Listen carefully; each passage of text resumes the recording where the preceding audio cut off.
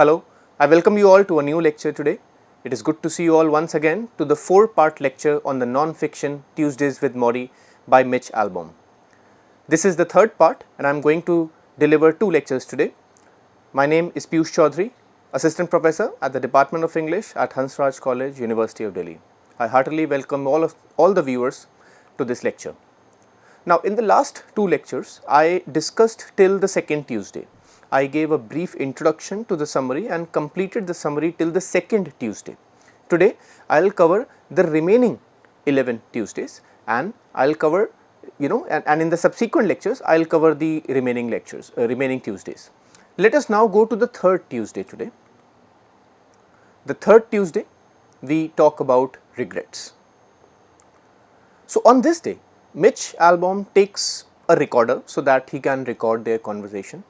In this visit, firstly, they talked about death and then that one should not have regrets in their life and that one must try to serve others through their lives. This is the vital lesson that Morrie gives to his student. Then finally, towards the end of this chapter, on the third Tuesday, Mitch prepares a list of topics that he would want to discuss with his professor. So, I will just show you the list of topics right now. So, he says, ask me anything, and hence he wrote this list: death, fear, aging, greed, marriage, family, society, forgiveness, a meaningful life. So, you see, these are the various aspects that will be discussed between the professor and the student. So, each Tuesday will be dedicated to one of these learnings mentioned here, right. So, each and every item that was described above is and plays a very important role in our lives, right. Be it death, be it fear, be it greed, be it marriage, family, these were the lists that he wanted to talk, right. So, therefore, in totality, these are the ideas that Mitch will discuss with Professor Morrie, these ideas which I just showed now on the screen. And Morrie, with all his vast experience of the world, will help his student understand each and every idea with his experience. So, in the subsequent chapters to follow, we will learn the professor's view on all of these items one by one, right. So, here the chapter comes to an end and let me go on to the 4th Tuesday. But before that, we have this topic, the audio visual part 2. As the name suggests, this is once again the interview between Professor Schwartz and Ted Koppel, the TV interview, and it just informs that he will appear for the interview with Ted Koppel. The next chapter is titled The Professor. So, this chapter opens with the information that Professor Schwartz's mother died when he was just 8 years old. So, this particular chapter is titled The Professor basically because it talks about the history and life of Professor Morrie Schwartz. Then we are also informed that his stepmother Eva, she inspired him to join academics, and it was because of his stepmother that he got motivated and she propelled him into having a good career in academics, and it's because of her that he finally became a professor of sociology, right. So, here the section ends. Let me now take you to the 4th Tuesday, and this 4th Tuesday is the one that on this day they talk about death. So, in this chapter, Professor Schwartz says that everyone knows in this world that they are not going, that they are going to die, that no one is going to live forever, right, but people don't believe it. And only if people realize that they are going to die, then perhaps they would try to do things differently, right. So, Professor Schwartz is of the view that one should live each moment as if they are about to die the next moment, and therefore, you can be more involved in your life. This is the vital learning that he imparts to his student. So, even while you are living, you can be more involved in your life. So, his views on death are extremely unconventional because they do not focus on death, but rather they focus on life. So, a very prominent and a very interesting quote that Professor Schwartz always used to give to his student Mitch is, it's a very famous quote in this book and I will just show it to you on the screen. It is, "The truth is, Mitch," he said, "once you learn how to die, you learn how to live." A very interesting quote, isn't it? It's a very interesting quote.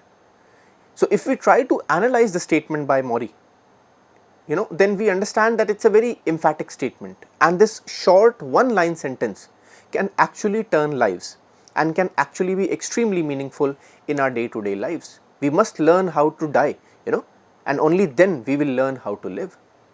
Because according to Morrie, we must learn how to live our life and not just to spend it. So, Professor Schwartz's views on death are not really targeted and not really aimed towards death, but rather towards life. So, his views, on death are also life-giving, you can say that. He understood that all of this, he understood all of this when he was finally informed that he will die in a few months, and therefore he wants us to learn from his wisdom. With this, the chapter ends, and that is the end of the 4th Tuesday. I will take you now to the next topic, and that is the 5th Tuesday, and on this Tuesday they talk about family.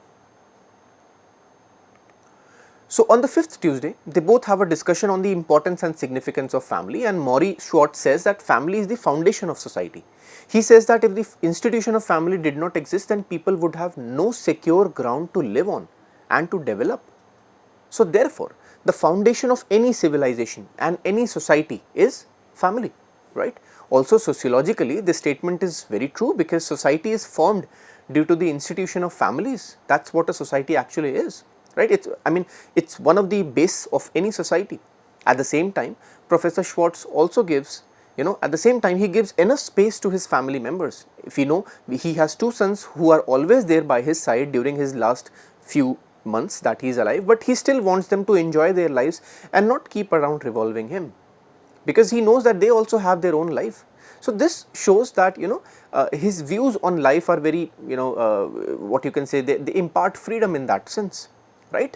So, he knows that his children has their own life, and therefore he does not want them to stop living just because he is going to die, right. Then Morrie asks Mitch Albom about his family, of course, and this is one problem in Mitch Albom, the author of the books, his life, right. So, and the remaining part of the chapter talks about how his younger brother Peter got cancer, and then he got, he recovered from cancer, but ultimately he got so disconnected from everyone that he is now living in Spain, and he lives in his own cocoon. He lives in his own, and he does not talk to anyone. So, this troubles Mitch, his elder brother, because he loves his younger brother Peter, but he is not trying to talk with anyone, right. So, the pain of separation therefore is, that is something that is also immersed into this work, right. So, this section ends here. Let me now go on to the next section, and that is the 6th Tuesday. The 6th Tuesday we talk about emotions. So, this is a very important chapter because it talks a lot about our day-to-day lives and how we can conduct ourselves in our day-to-day lives. They talk about the feeling of detachment, right. Professor Schwartz tells that one must be able to detach themselves from any experience. This does not mean that one needs to be very stoic and should not feel anything good or bad, but rather they should step aside from that feeling after some time. They should learn how to detach. It is a very philosophical idea that Professor Schwartz is giving to his student. Right. Let me just show you what exactly he means by his stepping aside theory, as you can see on the screen. Yes, detaching myself, and this is important, not just for someone like me who is dying, but for someone like you who is perfectly healthy, learn to detach. He opened his eyes, he exhaled. You know what the Buddhists say?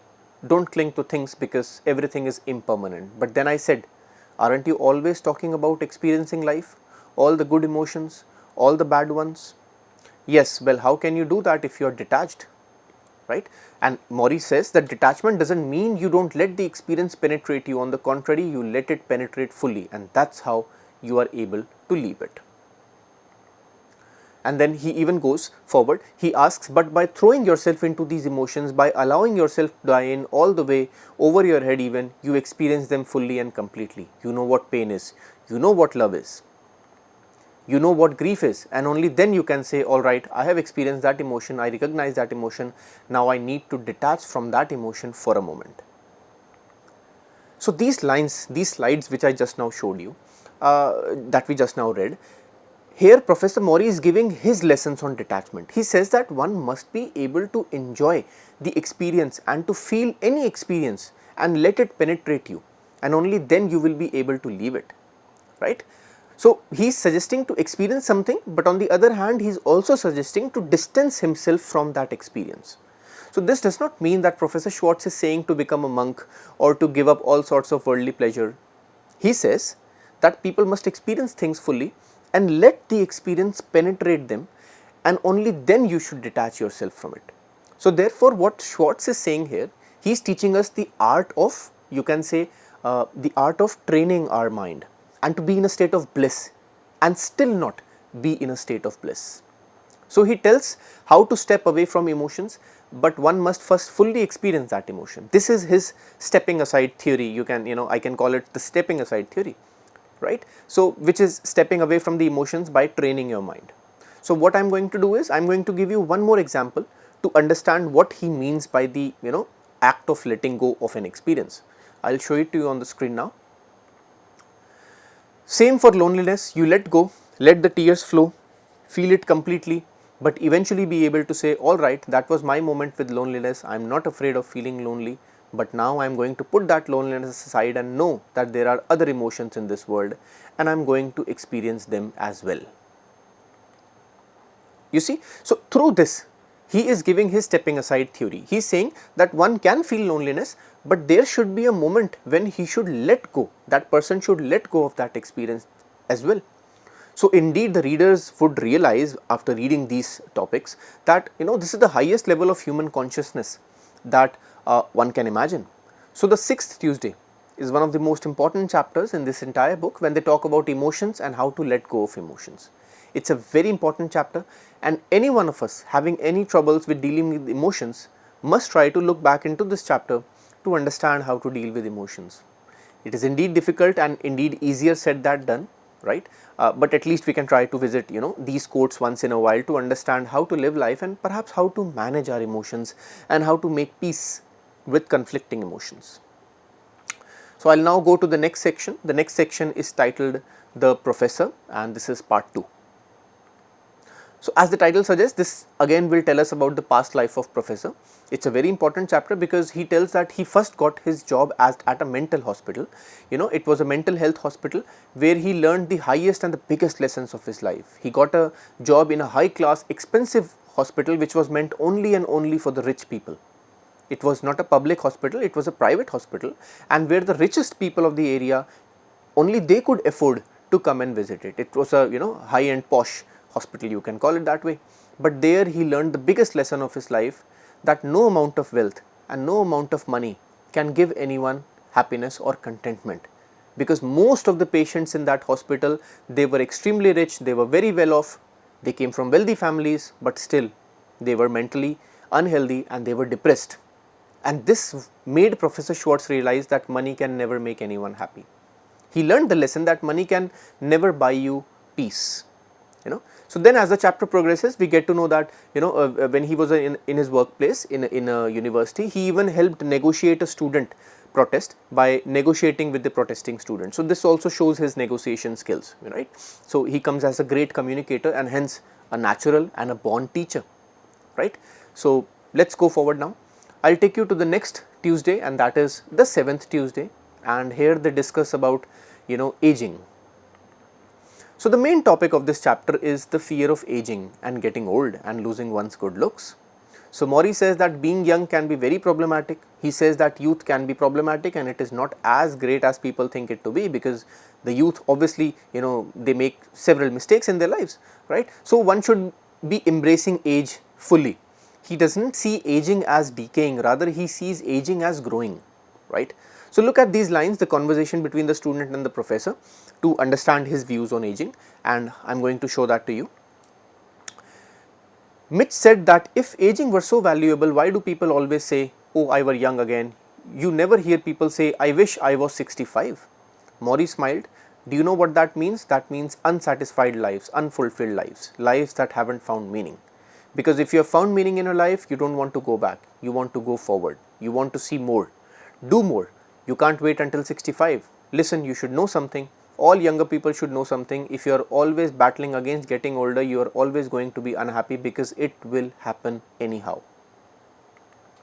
So in these lines, Professor Morrie says that only those people want to be young again who have not found any meaning in their lives and they have spent their youth in an unhappy state. Right. So it's a very thought-provoking, very mind-boggling statement that he gives, the lines that I just now showed to you. And then he finally asks to surrender to aging, as one has absolutely no control over it. So don't the viewers think, don't you think that Professor Schwartz has achieved a state of bliss that only the mightiest of yogis can think of achieving, right? So these lines are very significant to understand his view of aging. He is not at all afraid of aging because he has lived a full life and he has no regrets in his life. He has lived and understood and felt everything, each and every experience in this world. So he is not afraid of aging and dying. It's a very interesting perspective on aging. When he says that he is of every age, he even says that he can be a 3-year-old child, he can be a 5-year-old child, he can be a 37-year-old grown-up man, he can be a 50-year-old middle-aged old man, and now he is a 78-year-old dying man. And therefore, he has experienced each and every age in his life and he is not afraid of anything. And he doesn't want to go back to his earlier self, right? Let me now take you to the 8th Tuesday. And this is the 8th Tuesday, they talk about money.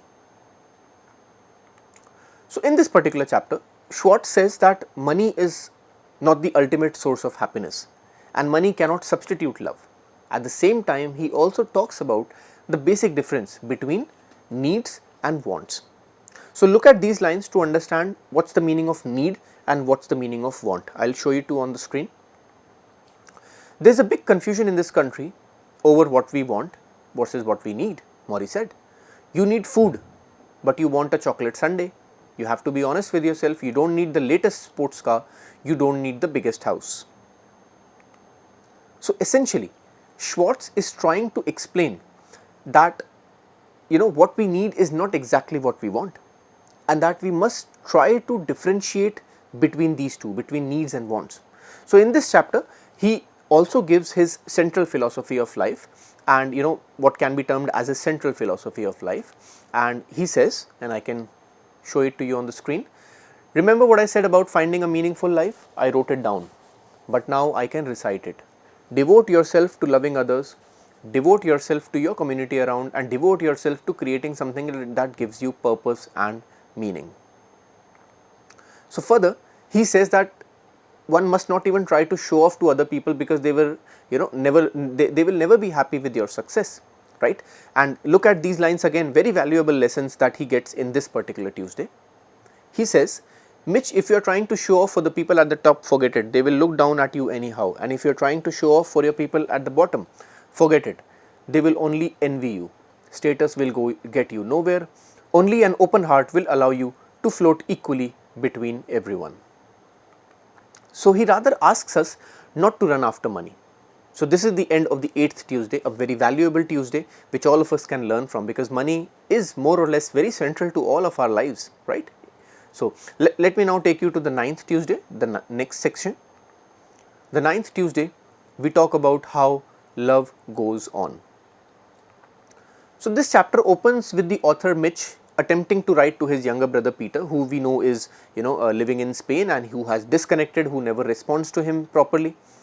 This is one major problem in the life of the author Mitch Albom. His younger brother Peter has disconnected himself with him due to his cancer, and this hurts him a lot. So on the 9th Tuesday, Schwartz gives his theory of love. According to Professor Schwartz, love is immortal and it keeps a person immortal even after they die. Look at these lines once again to understand what Professor Schwartz is saying. Love is how you stay alive even after you are gone. So therefore, if you read these lines, it proves the theory that love is always immortal and it keeps you immortal even after your death. So therefore, Professor Morrie says, then what he does is, he even says that his tombstone, when he dies, when Professor Morrie dies in a few weeks, perhaps in a few months, or he says that he wants his tombstone to write a teacher to the last, because he believed that he is a teacher. So this is what Professor Morrie wanted to be written on his tombstone, and he says, I decided what I wanted on my tombstone. Professor Morrie said, I was thinking of this, a teacher to the last. So did you get an idea? He says this because he wants that this should be written on his tombstone. This fact is obviously very true because he has always been a teacher since his younger days, and he has been a professor at the university all his life. And now when he is dying, he is still there as a teacher trying to teach the world trying to teach his student how to live. And therefore, this makes him a very true teacher, not just an academic teacher, but also a philosophical and a spiritual teacher. This is because his own life is his teaching. His own life is a lesson to be taught to the younger generations, to the future generations, isn't it? Now let me take you to the next Tuesday, and that is the 10th Tuesday.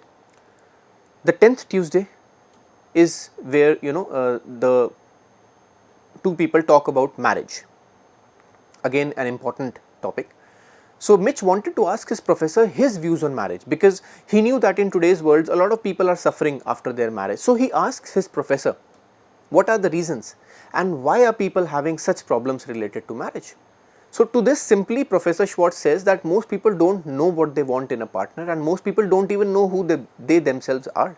And therefore, when they don't know what they want in a partner and they don't fully recognize themselves, then their marriages are doomed to fail. They are doomed to fail, isn't it? So then he gives certain rules about marriages, and I will show you these rules. Still, he said, there are a few rules I know to be true about love and marriage. If you don't respect the other person, you're going to have a lot of trouble. If you don't know how to compromise, you're going to have a lot of trouble. If you can't talk openly about what goes on between you, you're going to have a lot of trouble. And if you don't have a common set of values, then again you're going to have a lot of trouble. And the biggest one of these values is your belief in the importance of your marriage. So these are some very self-explanatory rules, and he says that these rules are very important, and these are his suggestions for a successful marriage. So the viewers, the readers, the idea is that each and every Tuesday is a life, it's full of some learning, right? So here the 10th Tuesday comes to an end. Let me now take you to to the next Tuesday, but before that, what I'll be doing is I'll be ending this lecture right now. So till now we have completed till 10 Tuesdays, and we have 4 more Tuesdays left with us.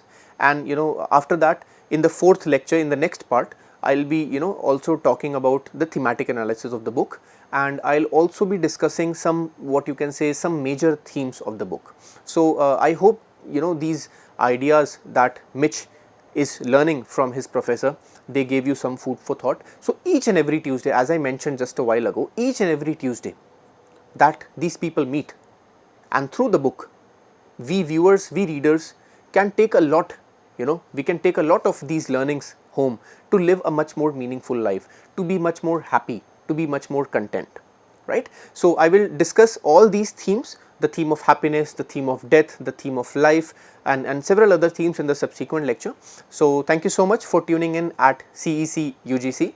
I will see you very soon in the 4th part of this lecture. Goodbye and thank you.